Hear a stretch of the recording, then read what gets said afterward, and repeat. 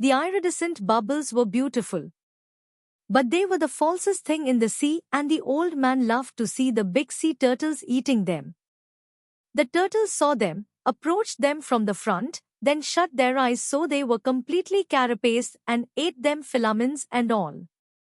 The old man loved to see the turtles eat them, and he loved to walk on them on the beach after a storm and hear them pop when he stepped on them with the horny soles of his feet. He loved green turtles and hawksbills with their elegance and speed and their great value, and he had a friendly contempt for the huge, stupid loggerheads, yellow in their armor plating, strange in their lovemaking, and happily eating the Portuguese men of war with their eyes shut. He had no mysticism about turtles, although he had gone in turtle boats for many years. He was sorry for them all, even the great trunk backs that were as long as the skiff and weighed a ton. Most people are heartless about turtles because a turtle's heart will beat for hours after he has been cut up and butchered. But the old man thought, I have such a heart too, and my feet and hands are like theirs. He ate the white eggs to give himself strength. He ate them all through May to be strong in September and October for the truly big fish. He also drank a cup of shark liver oil each day from the big drum in the shack where many of the fishermen kept their gear. It was there for all fishermen who wanted it. Most fishermen hated the taste. But it was no worse than getting up at the hours that they rose, and it was very good against all colds and grips, and it was good for the eyes. Now the old man looked up and saw that the bird was circling again. He's found fish, he said aloud. No flying fish broke the surface and there was no scattering of bait fish. But as the old man watched, a small tuna rose in the air, turned and dropped head first into the water. The tuna shone silver in the sun, and after he had dropped back into the water another and another rose, and they were jumping in all directions, churning the water and leaping in long jumps after the bait. They were circling it and driving it. If they don't travel too fast I will get into them, the old man thought, and he watched the school working the water wide and the bird now dropping and dipping into the bait fish that were forced to the surface in their panic. The bird is a great help, the old man said. Just then the stern line came taut under his foot, where he had kept a loop of the line, and he dropped his oars and felt the weight of the small tuna's shivering pull as he held the line firm and commenced to haul it in. The shivering increased as he pulled in, and he could see the blue back of the fish in the water and the gold of his sides before he swung him over the side and into the boat. He lay in the stern in the sun, compact and bullet-shaped, his big, unintelligent eyes staring as he thumped his life out against the planking of the boat with the quick shivering strokes of his neat, fast-moving tail. The old man hit him on the head for kindness and kicked him, his body still shuddering, under the shade of the stern. Albacore, he said aloud. He'll make a beautiful bait. He'll weigh 10 pounds. He did not remember when he had first started to talk aloud when he was by himself. He had sung when he was by himself in the old days, and he had sung at night sometimes when he was alone steering on his watch in the smacks or in the turtle boats. He had probably started to talk aloud when alone, when the boy had left. But he did not remember. When he and the boy fished together, they usually spoke only when it was necessary. They talked at night or when they were storm-bound by bad weather. It was considered a virtue not to talk unnecessarily at sea, and the old man had always considered it so and respected it. But now he said his thoughts aloud many times since there was no one that they could annoy. If the others heard me talking out loud they would think that I am crazy, he said aloud. But since I am not crazy, I do not care. And the rich have radios to talk to them in their boats and to bring them the baseball. Now is no time to think of baseball, he thought. Now is the time to think of only one thing. That which I was born for. There might be a big one around that school, he thought. I picked up only a straggler from the albacore that were feeding. but they are working far out and fast. Everything that shows on the surface today travels very fast and to the northeast. Can that be the time of day? Or is it some sign of weather that I do not know? He could not see the green of the shore now but only the tops of the blue hills that showed white as though they were snow-capped and the clouds that looked like high snow mountains above them. The sea was very dark and the light made prisms in the water.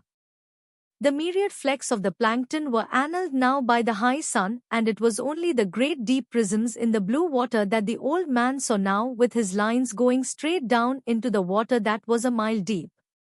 The tuna, the fishermen called all the fish of that species tuna and only distinguished among them by their proper names when they came to sell them or to trade them for baits, were down again. The sun was hot now, and the old man felt it on the back of his neck and felt the sweat trickle down his back as he rode. I could just drift, he thought, and sleep and put a bite of line around my toe to wake me. But today is 85 days and I should fish the day well. Just then, watching his lines, he saw one of the projecting green sticks dip sharply. Yes, he said. Yes, and shipped his oars without bumping the boat. He reached out for the line and held it softly between the thumb and forefinger of his right hand. He felt no strain nor weight, and he held the line lightly. Then it came again. This time it was a tentative pull, not solid nor heavy, and he knew exactly what it was. 100 fathoms down a marlin was eating the sardines that covered the point and the shank of the hook where the hand-forged hook projected from the head of the small tuna. The old man held the line delicately and softly, with his left hand, unleashed it from the stick. Now he could let it run through his fingers without the fish feeling any tension. This far out, he must be huge in this month, he thought. Eat them, fish. Eat them. Please eat them. How fresh they are, and you down there 600 feet in that cold water in the dark. Make another turn in the dark and come back and eat them. He felt the light delicate pulling and then a harder pull when a sardine's head must have been more difficult to break from the hook. Then there was nothing.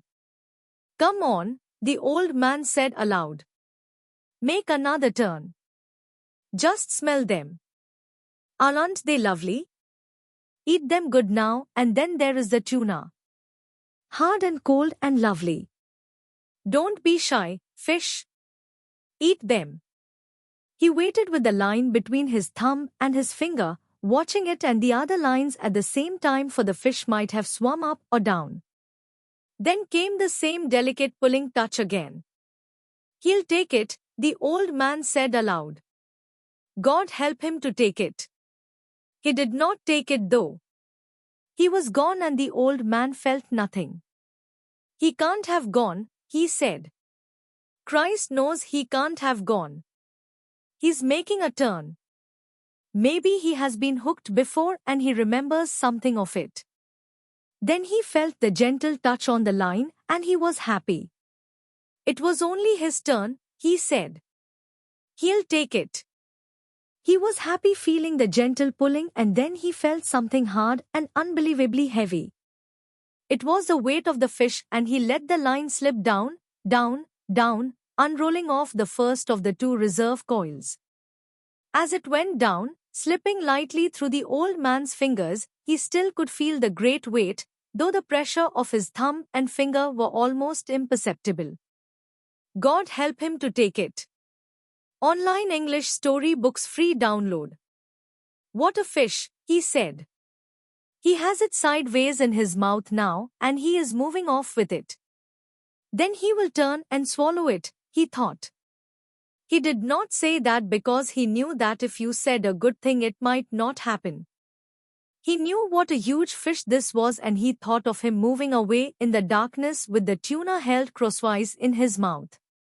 At that moment he felt him stop moving, but the weight was still there. Then the weight increased and he gave more line. He tightened the pressure of his thumb and finger for a moment and the weight increased and was going straight down. "He's taken it," he said. "Now I'll let him eat it well."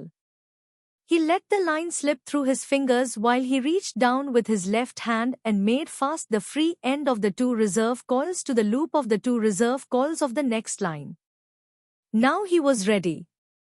He had 340 fathom coils of line in reserve now, as well as the coil he was using. "Eat it a little more," he said. "Eat it well. Eat it so that the point of the hook goes into your heart and kills you," he thought. "Come up easy and let me put the harpoon into you." "All right. Are you ready?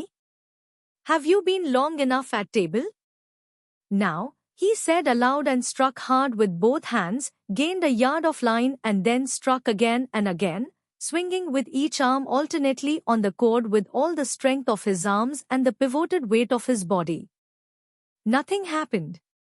The fish just moved away slowly and the old man could not raise him an inch.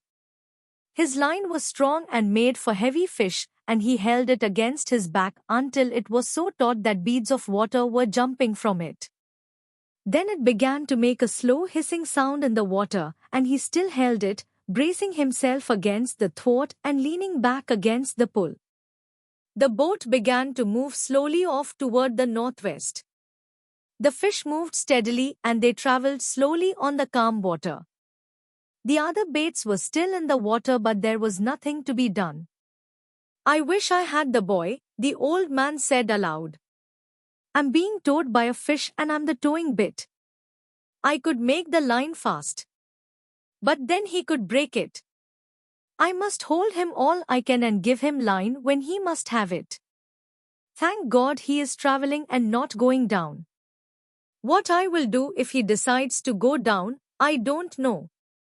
What I'll do if he sounds and dies, I don't know.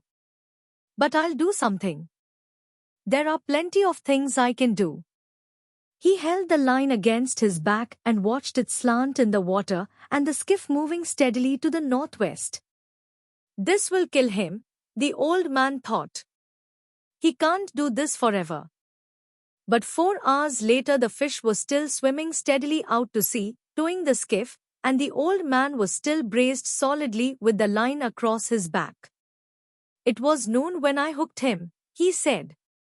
"And I have never seen him." He had pushed his straw hat hard down on his head before he hooked the fish and it was cutting his forehead. He was thirsty too and he got down on his knees and, being careful not to jerk on the line, moved as far into the bow as he could get and reached the water bottle with one hand. He opened it and drank a little. Then he rested against the bow. He rested sitting on the unstepped mast and sail and tried not to think but only to endure.